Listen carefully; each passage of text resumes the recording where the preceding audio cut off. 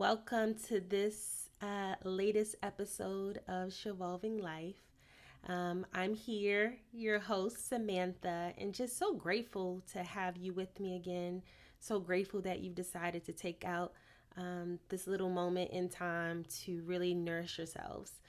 Thank you for joining us here on Shevolving Life. Our focus really is to present practical ways for us to really connect to our well being as we evolve into more complete and balanced versions of ourselves. Let's get into it. For this particular episode of Shevolving Life, we're going to be talking about this practice called earthing or grounding. And I don't know how many of you guys have already heard of it, but it is definitely not anything new. It is not anything that has just come up. You'll see the themes of Shevolving Life is basically a lot of things, practices, ways to be healthy are very prominent in indigenous populations that is just now coming back around to us. So, yeah, earthing and grounding is no different. Um, a lot of us, well, not me, because I lived in a concrete jungle when I was a child, grew up in Baltimore. So, very urban, sort of upbringing, not a lot of exposure to trees and things like that on a regular basis because I really lived in the heart of the city. But I know those of you who grew up more in a suburban or rural um, environment, you may be more familiar with just connecting with the earth and the ground just more easily. Um, I was not that girl who loved to be outside. Bugs, nope. So much so that I believed I developed seasonal allergies. I don't know what came first, the chicken or the egg, but I had such severe seasonal allergies as a kid that my body almost reacted to outside in just a negative, overly protective way. So that in turn sort of reinforced this idea that spring don't like me. Outside don't like me. I've had to heal my relationship with the outdoors in order to really access the benefits of connecting our bodies to the electromagnetic field of the earth through the practice of grounding. What is grounding? Literally, it is basically like take off your socks, take off your shoes, and connect your body, your feet to the ground. Literally, that is it. Walk outside. It could even be on concrete, honestly, because concrete is basically made of crushed stones and rocks and things from the earth. So whether it's concrete or it's grass, I feel better when I do it in the grass, and the girls and I do it with the grass. Um, but basically connecting to the electromagnetic field of the earth does so much to our psycho neuroimmunology. I know, big word, combo word. But basically, it impacts our psychology, our neurology, and our immunology, which is basically like our nervous system. So, there's a lot of research out there about grounding and earthing, which is great.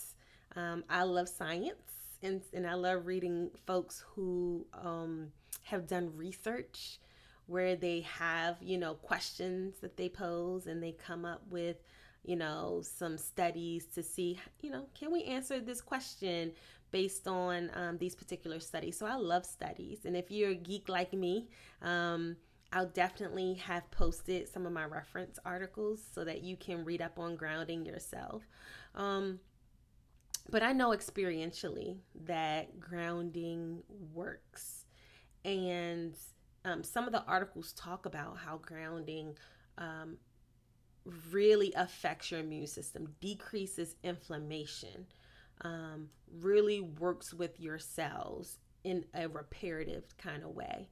And so, I'll give you an example. Yesterday, Rye came home. She's in middle school. She's eighth grade. And she was like, oh, I just feel so blah. And I was just like, yeah, sometimes you have days like that. I was explaining to her it could be hormonal. It could be just, you're in a slump. You might be tired because you had a long day at school. Maybe you've had excessive screen time. So there's countless reasons why you can feel blah. And so what I told her, what's our go-to when you feel blah and you feel like you want to change something up? Let's go ground. So we got some water. I'm a big proponent of hydration. So we got some water, and literally we went and stood outside on the front lawn barefoot. And I just stood in place. But she felt moved to sort of walk around, and she started like almost chanting a little bit, her whatever little saying that was resonating with her.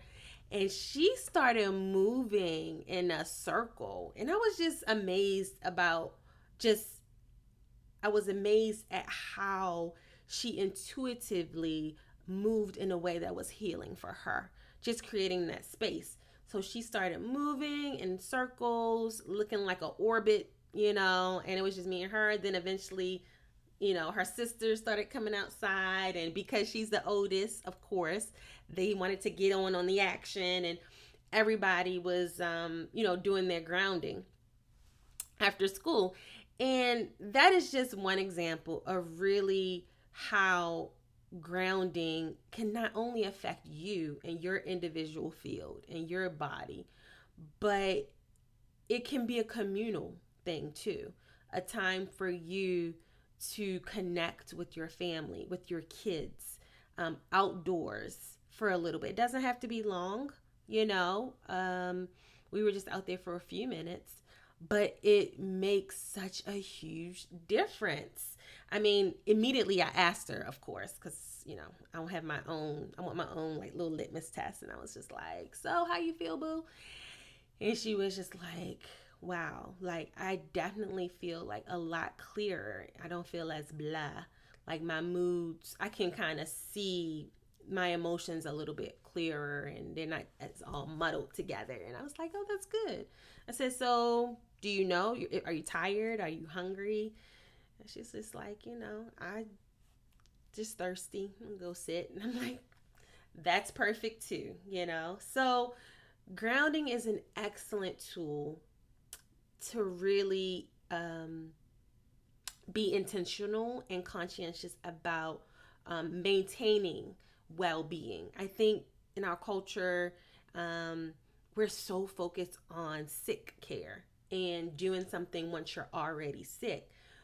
And we're so overscheduled and so rush that we don't really pay attention to the subtle changes that are constantly happening.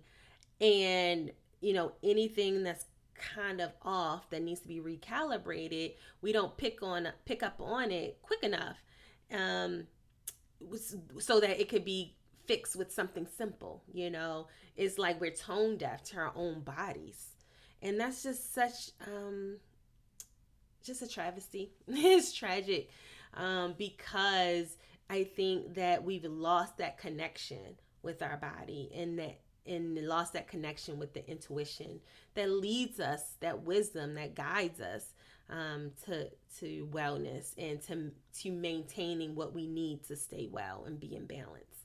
So I definitely feel like if you want to incorporate grounding into your, I would say, daily practice, I definitely feel like you should, just pick a spot. It could be a reoccurring spot. It could be just an area in your front lawn or your backyard that is accessible. And, even if it's your patio is good enough. that could be something that you could really rally the troops around. Like, this is a time for us. This is a time for us to ground. Um, there are a lot of, I haven't really tried any like grounding mats or different tools. Oh, I thought a sneeze was coming. Different tools that you can purchase to ground yourself. There was one research article that basically had folks grounding overnight, so they were connected to a grounding mat. Um, and a lot of like reparative and restorative cellular changes occurred overnight for them. Wound healing, I mean, just all kinds of amazing things was happening to folks when they were on that grounding mat. So that's definitely something that I want to look into more. But right now, for me, I'm all about practical, accessible, and using what you got. And it doesn't have to, you don't have to go and get all this equipment, and you don't have to go and invest in all this. Like, literally go outside barefoot. That's it. And you will notice and you will feel these shifts, and you will just benefit from that, just that singular healthy change. So hit me up in the comments. I am curious to see what goes down once you start using grounding as a technique to really stabilize your mood, bring balance and well-being back to, your family. I want to hear it, and I'm super excited. So before we head out, per usual, we're gonna have just a little meditation, just honoring the time that we had today together. This time that you've decided to nourish yourself, to gain knowledge and insight on your own body, your own thoughts, your own way of being, your own behavior, self evaluation, reflection. It's such a powerful posture on this road of our shevolving lives. So that's not something that I take lightly. And so just sending you lots of love and compassion for taking this step. When you are ready, just get into a comfortable position. And I want you to make sure your feet are connected to the ground. Get comfortable in your chair or wherever you are. And I want you to bring your attention to your breath and just take notice. Notice if it's big or small, shallow. And as you take notice of your breath just as it is, I want you to imagine the breath coming through your heart center.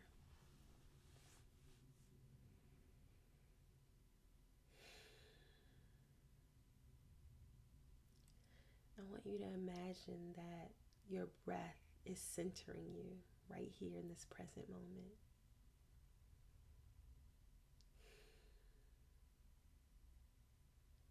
There's nothing else to do, nowhere else to go. Let your breath guide you.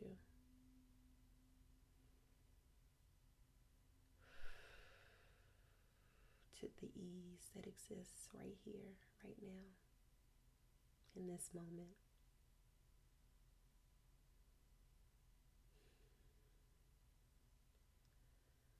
As you continue your breath, I want you to focus your thought, focus your body on what it feels like to be grateful. Focus your attention on your heart and the warmth that it brings. As you emanate love for yourself, appreciation for yourself and how you show up in this world. Appreciation for your body, for carrying you around this planet. Appreciation for every body function. Appreciation for the exchange of air and water and all the elements that support life here on this planet, our lives. Gratitude for it. Whenever you're ready, I want you to bring yourself back to this present moment, to your current environment. If you need to shake it out, you can do that. Thank you so much for joining me for another episode of Shevolving Life. I look forward to our next conversation. Till then, sending you love and light. Bye.